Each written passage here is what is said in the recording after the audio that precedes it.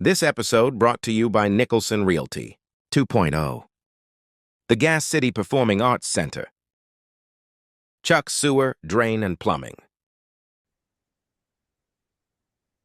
Hey, can you see me? Yes, sir. Oh, how are you, sir? Good, good, good. How you doing this I'm, evening? I'm great. Hey, thanks for jumping on with this. I appreciate it so Hey, much. no problem. Thanks for having me. I got my co-host sitting over here on the side doing the technical stuff. I'll pop in. Oh no, I'm blurry. How's it going, man? That's All right. How Conrad. you doing? That's Conrad. He's my co-host. So, but yeah, we really appreciate you jumping on such short notice. But it just when I started reading about you last week, I'm like, man, that's so interesting, and just I wanted to dig a little bit deeper if you're good with that. Yeah. No problem. All right. This is Garage Talk. Conrad's over there. It's time to rock and roll. We've got a guest today from way down in Texas. Whereabouts in Texas are you, Carlos? Capital City, Austin. Okay, wow. This is Carlos Chester is our guest. He's the lead enhancement trainer at 9-0 Elite Training Academy. Did I Yes, say that sir. right?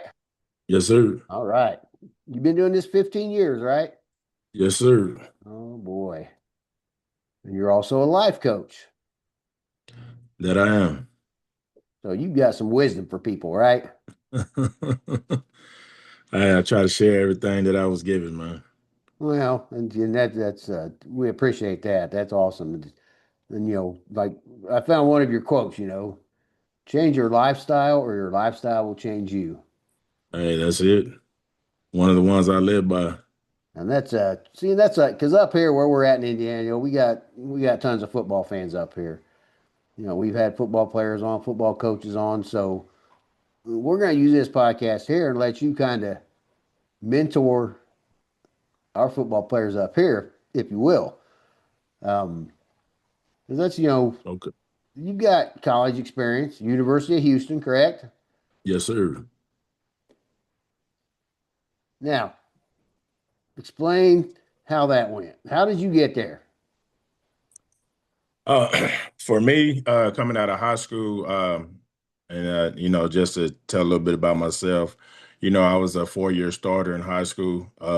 Came in as a freshman, started on varsity, and by the time my junior year, I was heavily recruited. Now, back in those days, when you were being recruited, coaches actually had to come to the school, Right. and we're talking early '90s now, and Uh-huh. so coaches had to come to the school, man, load up the reels, man, and actually see, film. Far cry from what's done today, and Right. they're just seeing clips on X. Yep.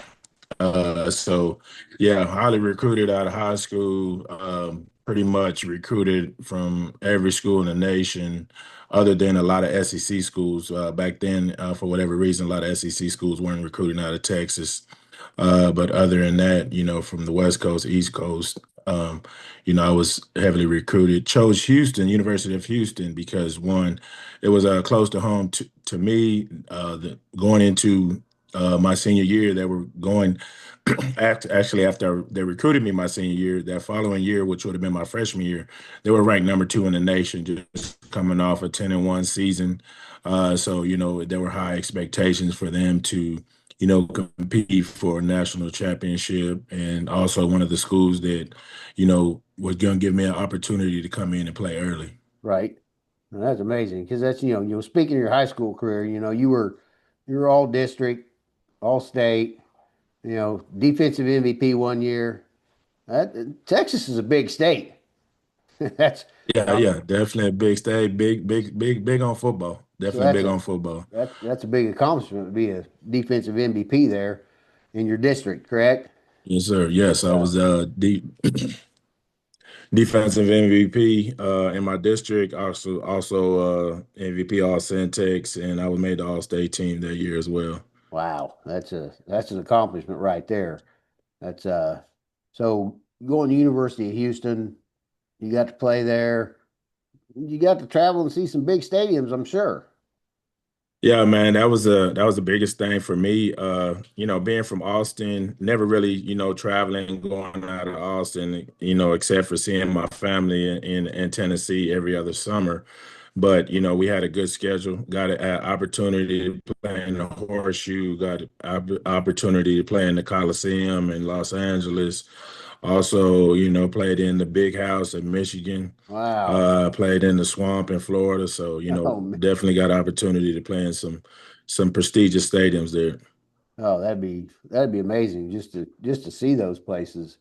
But that's so that your training academy, you started out, working with your boys when they were younger, right? And then it just evolved from Yes, there. sir. Is that how it happened? It just evolved from Yeah, so I had four. you Yeah, I go. had four boys. They all played football, all went on to play college football. And when they were younger, I was, part of their coaching staff, in youth football. But as they started progressing through middle school and high school, I started working with them a little bit more one-on-one.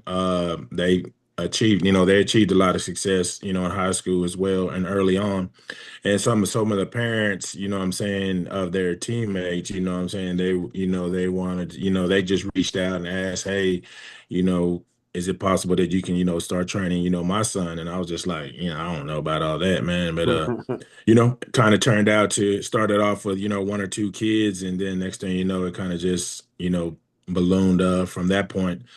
For me, it was an opportunity, to give back. From what I didn't have, coming up. So a lot of kids, the reason why I started working with my kids, because going to some of these games, there wasn't a lot of development, that I've seen. I know coaches in high school don't have a lot of time to develop kids. Hmm. And, it's just putting a kid in a scheme, not necessarily telling them, how to block, who to block. But, the development part is skipped. So that's what, was missing, from what I'm watching, going to these high school games, going to my son's game. So that was my focus, what I'm saying. I primarily just focused on the trenches, O line, D line, and kind of just went from there and, started developing kids from a young age. And, next thing you know, man, I just started, pouring more time into it. And this, and me, being able to, being playing at the highest, pinnacle, what I'm saying, it gave me an opportunity, to help develop these kids, and it started to show on the field. And once that's, it kind of took off from there. Right. And that's what I mean. Because you focus, offensive line, defensive line.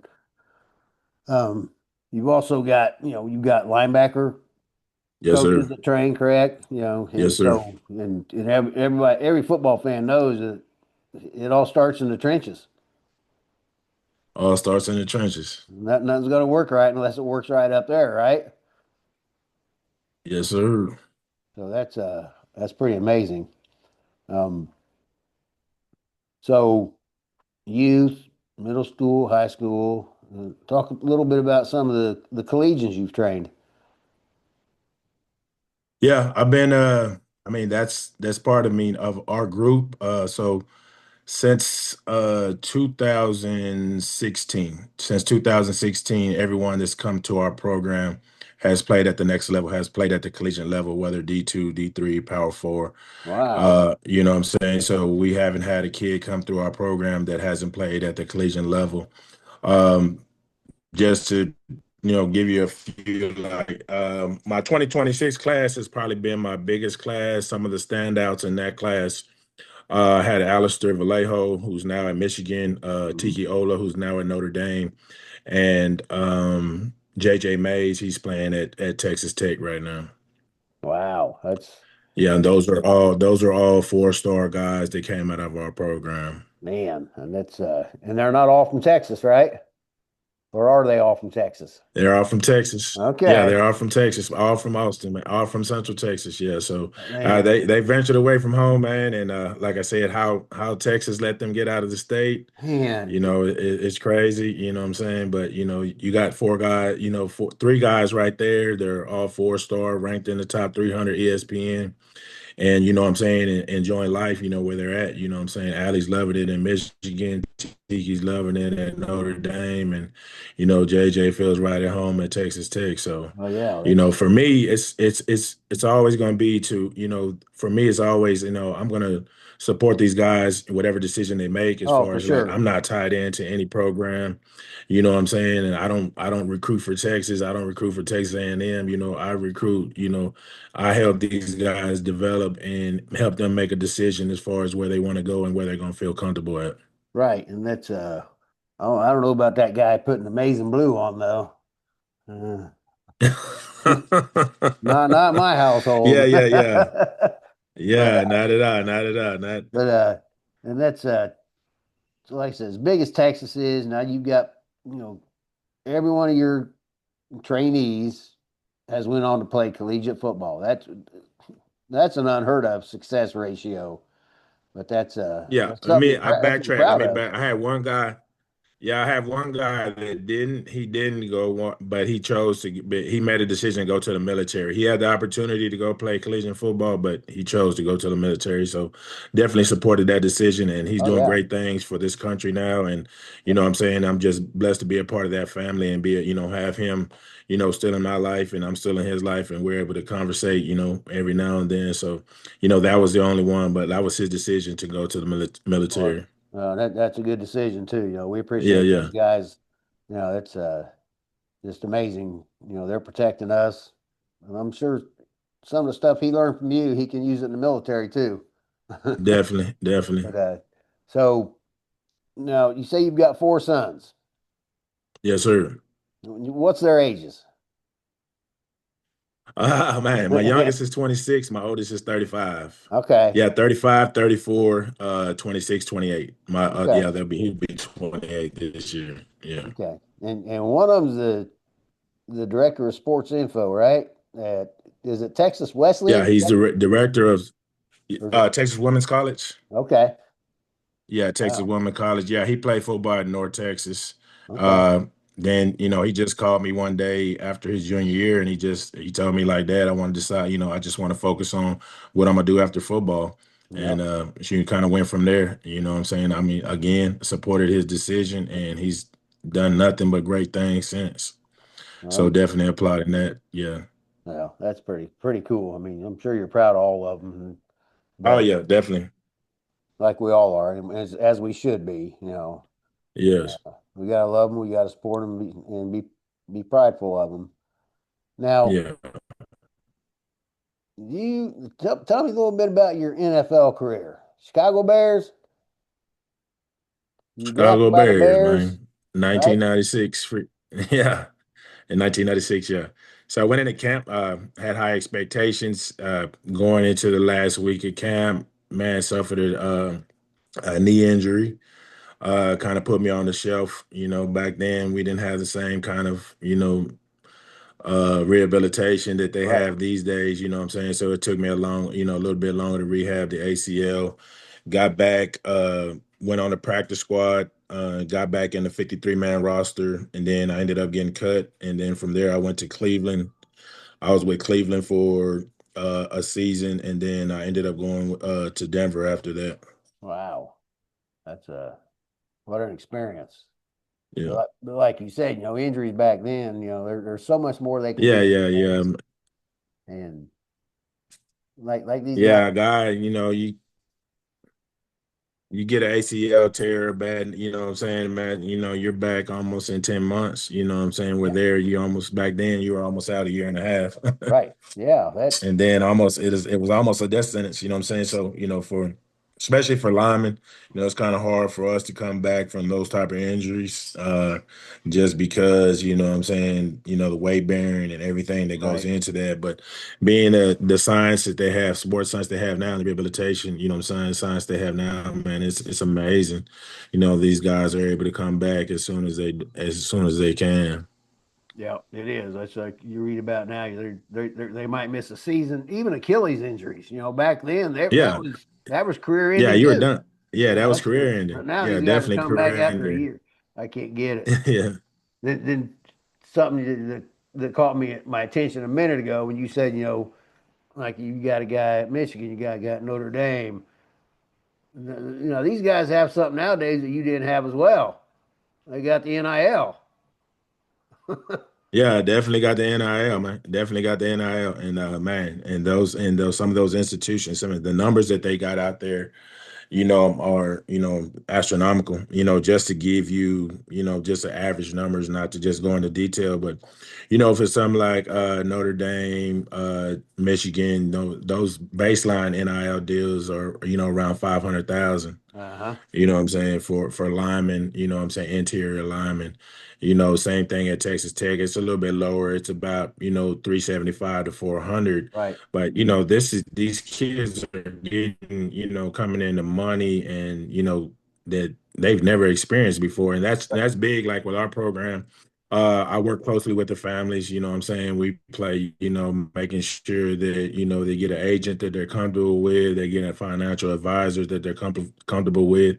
And we kind of work through the NIL deals together and to make sure that, not only do they maximize, what I'm saying, what they're able to receive, but also plan for the future, their financial future, because some of these kids ain't never had money before, Right. and they'll just run through it. And at the same time, you gotta make sure that they're on some kind of allowance because you're getting 15, $20,000 deposited in your account every month. Uh-huh. It's just like, you just want to go haywire. You're a 17, 18-year-old kid, Yep. man. It's just like now you're the breadwinner in your family. Mm-hmm.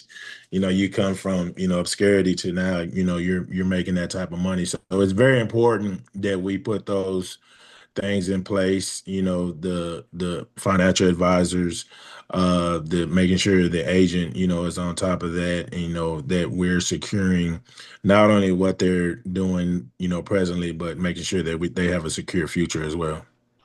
Well, I Because was like I gonna said, the ask. NFL is not promised. The NFL is not promised. The Nope. NFL is not promised. So It's, yeah, so we got to make sure, hopefully these guys get the opportunity, to get there. But if they don't, we want to make sure that they do secure, they're financially secure, at least, going into life after football. well, that's amazing that you guys do that as well. Because that I was going to ask you that when I brought up NIL, if you guys, kind of help them, guide them through that. And like I said, you got to be comfortable with your agent. You need a financial advisor for sure. Yes, And like you definitely. said, that's life changing for that kid and his family, for the majority of Yes. people in this country. And that's, you know, I, I've never experienced it, and I never will. But that's a Yeah, big props to you it's crazy, man. for guiding them through that. That's now. How about what kind of advice would you give? Let's say a middle school that he's got aspirations to play collegiately. So our kids around here, we don't have any like training academies unless we go to a bigger city. There might be a few, but what what's the grind these kids need to do? The biggest thing for, what I'm saying, especially someone in middle school is, having to understand what it's going to take to get to the point they want to get to. A lot of kids have the vision, but don't have the work ethic. And a lot of times I tell kids, I said, it's great to have the vision, what I'm saying, and plan it out. But if you don't put the work with the vision, all it is a dream. And until you know what I'm saying, are able to, push yourself past limits that you don't feel that you can get to, what I'm saying, you'll never understand who you really are. So you got to discover yourself and to see if this is something that you want to really do long term. Football, it's not for everybody. It's a tough, it's a rigorous game. Even though with the new rules and implementations, as far as safety, it's still a dangerous game. It's still a dangerous game, and it's still a physical game, and there's no way around that. And so a lot of you just got to understand if there's something that you want to do long term, it's going to take dedication. It's going to take dedication. I wish I had someone early on, when I was coming up that kind of gave me, the same advice that I'm giving these kids. What I'm saying? All I had was, myself, my dad, pushing me, not really, focusing. I just knew I just had to do something different to separate myself from what everybody else was doing. And that's what I tell them. I mean, at the end of the day, you're going to have to do some things that you're not used to doing, and you're going to have to separate yourself from what, other people are doing. And also, man, it's going to take some sacrifices. It's going to take some sacrifices as you go through high school. You might have to miss some certain things, that everybody else is doing. But, if it's what you want to do and the end goal is going to play, what I'm saying, collegiate football, at a Power Four school, which is most everybody, kids, aspirations, you're going to have to do some things and have some sacrifices that's, in life, and you might miss out on some things. I've had some guys, these guys that, what I'm saying, that I spoke about earlier, they missed, what I'm saying, their graduations, they missed proms, they missed a lot of things because they were early enrollees, at these campuses, so it's some of the things that, you experience in high school that are, normally things that you're a part of, but nowadays, if it's you just get, it's going to be sacrifices that you got to make, and that's the biggest thing. You got to expect, inspect what you expect, every day, Hmm. and you got to pour into yourself, and your drive has to be your drive. Nobody else has to, nobody else can want it more than you want it. That's that's very good advice. That's like you said, separate yourself, sacrifices. Um, you know, they got to be a student first, though. I mean, that's because you're considered a student Definitely. athlete. I mean, you got to get the grades because you would know better than I do. But nowadays, a lot of these coaches are looking at the grades. They're looking at the parents. You know, before they even look at the kid. Yeah, I mean, there's like I said, I mean, you're gonna shoot yourself in the foot, right from the jump if you're not taking care of your academics. And, just to, kind of rewind and talk about what our program, we have a standard in our program. What I'm saying, you have to have, you got to be above a 2.8, and Wow. what I'm saying, which is pretty much, you know, B plus average to even participate. Like I say, if you're, struggling in school, we have opportunity, we have, study halls that are set up. We have tutors available, to assist kids, what I'm saying, with subjects that they're struggling with as well. But you can't participate, until you get your grades in line to where you need to be. That, there won't be any participation in training because there's no reason for you to be out here if you're not taking care of business in school.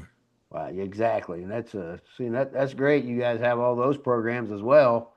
And you're already setting the standard for these kids to even be able to participate. You got to have the grades. That's great. I mean, that's just it sounds like you just got everything going on right down there. Um, I got to ask you. You say you're We try to do our best. Like, we definitely try to do our best and make sure that, we put each athlete in a position to be successful. At the end of the day, that's our end goal. We want to put every athlete that comes into our program in a position to be successful. that's awesome. That really is. That's the way it should be everywhere. But we know sometimes it's not. Now I have to ask you though. You're down there in Texas. You're from Texas. You a Cowboys fan? You're an Oilers fan? I'm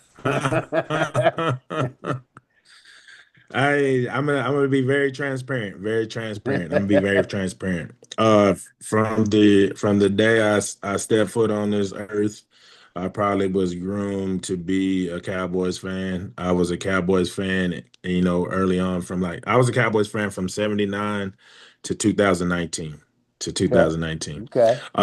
Man, was blessed to be, I'm saying, to see the Super Bowl years, loved, Tom Landry, what I'm saying, and Tex Yep. Schramm, when they were running the Cowboys. I mean, I knew, once they were sold, we had success. But 2019, I jump off the bandwagon, man, because it was just almost, I mean, just and I think, on the outside looking in now, as I'm just a fan of the game and I'm enjoying the guys that I train that are playing in the NFL. So it just allows me to watch the game and enjoy it. Yep. But I think the biggest thing for me now on the outside looking in is Cowboys fans, man. Cowboys fans are, which I once was, are just I mean, for a lack of a better word, kind of delusional. So I tell people, my brothers, because my brothers are still Cowboys fans, and I have a couple of sons that are still Cowboys fans, and I tell them, man, that being a Cowboy fan is like the definition of insanity. You know what I'm saying? It's crazy. You know what I'm saying? But I wish them all the success. Like I said, I mean, I was once there. I was a Cowboys fan for long, but now I'm able to enjoy the game. Watch guys that I train with in the off season, that I train with the off season. In the off season, and it's a better fit for me. I actually get to go to games and what I'm saying, watch them play. So Right. it's a better enjoyment for me, and I sleep better on Sunday nights too. I bet. So who's some of the NFL players you've trained with? Currently, this past season, and the guys that I've been, training with for a while, some I've been training with, since they've been in, high school. Jeremiah Byers currently with the Cleveland Browns. Prince Human Lamb, with the Carolina Panthers. Tyler Guyton with the Cowboys. Andre Carter, he's currently with the Chargers, and O'Shawn Mathis, he's with the Jets. Wow, that's pretty impressive. Pretty impressive. Now let me switch gears here real quick. College football. What do you think about the Indiana Hoosiers last year and what they did? Oh man, that was awesome, man. That was awesome, man. I was glad to see that.